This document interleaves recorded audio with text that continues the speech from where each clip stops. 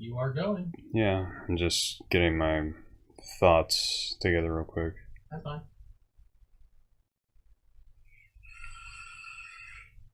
There's always this scene which plays in my head when I think of a high quality restaurant, a 2 Michelin star restaurant, let's say. You walk in and all the waiters are wearing pressed suits. The tables are draped in high quality, near perfect, sterile white cloth. And everything there just sparkles. It shines in the light. The food looks magnificent. It's some of the best food, obviously, anyone would ever eat. But always towards the back, there's just this one wall, and behind a bit of a bar, let's call it. And on this wall is just stacks upon stacks, row upon row of just wine bottles.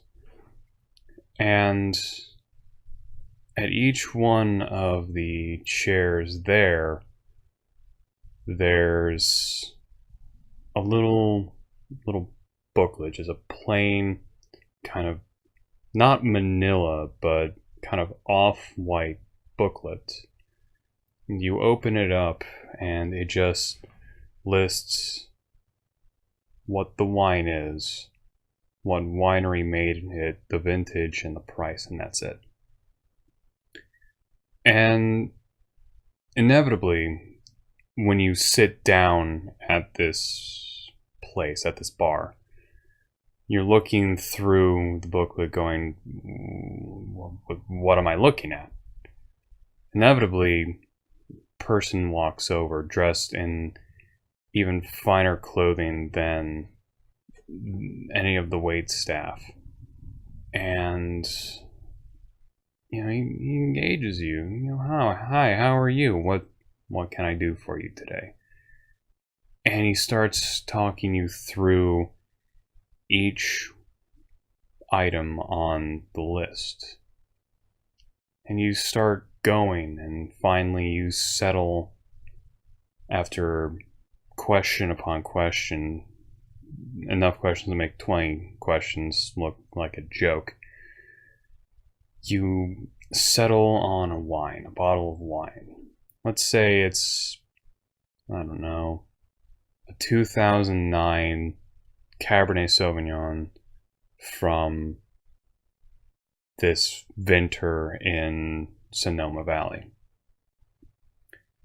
You open the bottle up, smell the cork, let the wine breathe for a minute or two, and you finally smell it and taste it, and it is one of the greatest bottles of wine you've ever had.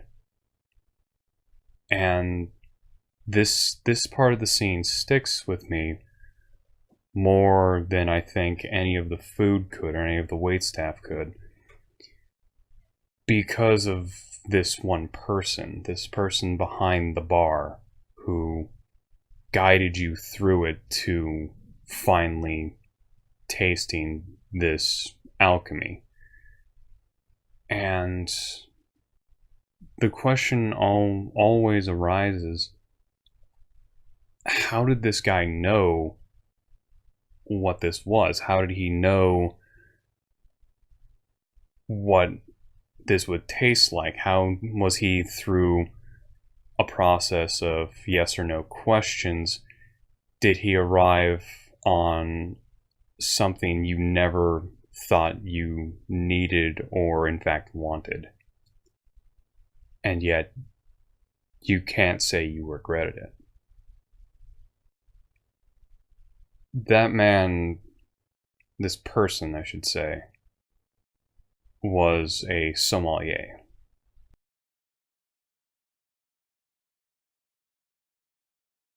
I think there's a bit of a misconception that becoming this sommelier, this wine enthusiast, this wine expert, is something anyone can do. And to a degree, I think they're right. Anyone can become a sommelier. What they don't understand is the amount of training, preparation, and knowledge someone has to go through in order to put on the badge of a sommelier. Anyone can sign up for it. So, what happens when you do? What do you go through? What do you have to learn? What should you expect? What should you study? How should you study it? Should you be drinking a bottle of wine a day? Should you be reading anything and everything you can on wine in order to do this? The answer to all these questions, I think, comes down to a simple yes. There are a lot of questions going into what it takes to become a sommelier. But so far, unless you're really delving deep into it and really serious about becoming it, there aren't exactly, I think, many clear answers. So, how do we remedy this? I think is the best question for this journey I'm about to undertake. And the best way, I think, is to do what countless others before me have done. And dive headfirst into becoming a sommelier. Into starting at the bottom rung in the rank system of the court. And taking the introductory exam to becoming an introductory sommelier. That gives me,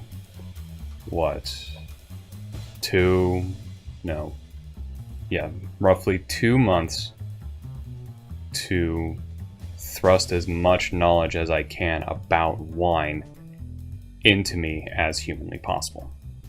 Read up on what is essentially fermented grape juice. But why is this fermented juice different from fermented pineapple juice or fermented strawberry juice? Why is it different?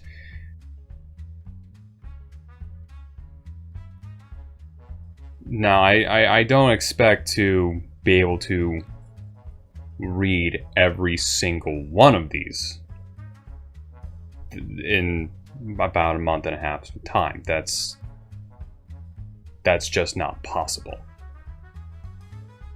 But there are ones out there which go well into detail about which ones are thorough enough, I think is the best term, to help guide my knowledge and understanding and my growth in my understanding of what makes this particular drink so special. Along with that, the best way to appreciate and understand wine is to refine 2 senses: smell and, of course, taste. You cannot experience wine without a good nose and a good palate. We know the 2 senses are perhaps the most linked out of all of our senses. And from these 2, we are able to relive precious moments.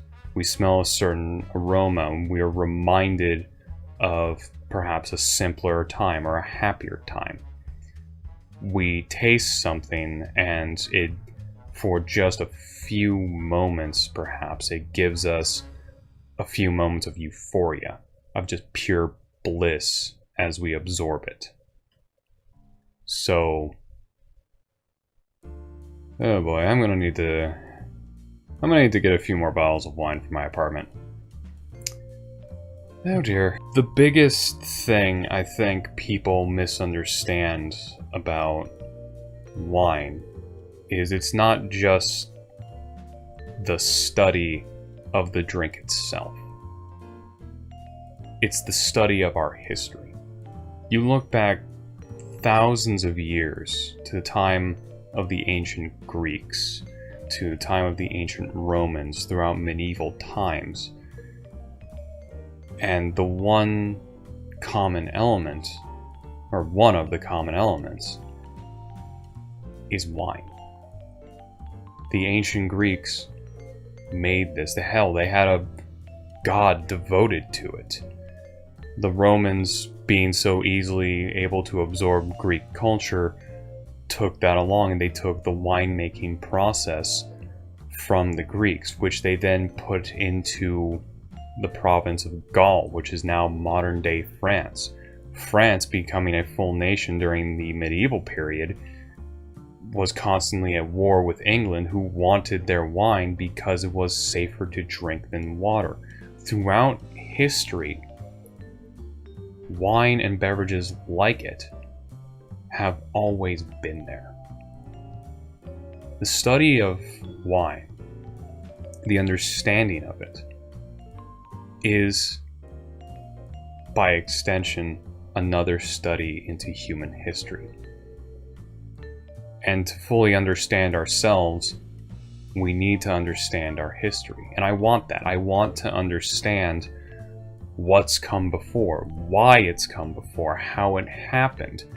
I want to do this. I want to become a sommelier because I want to better understand the process of wine and why, in another lens, we are here now. Why it's important. What made a race, what made a culture, what made wars, what made an economy. Through this lens, we gain a better understanding of it. We will not gain a full understanding of it because it's by far too broad of a spectrum for one lens to ever hope to capture. But it helps our understanding of it.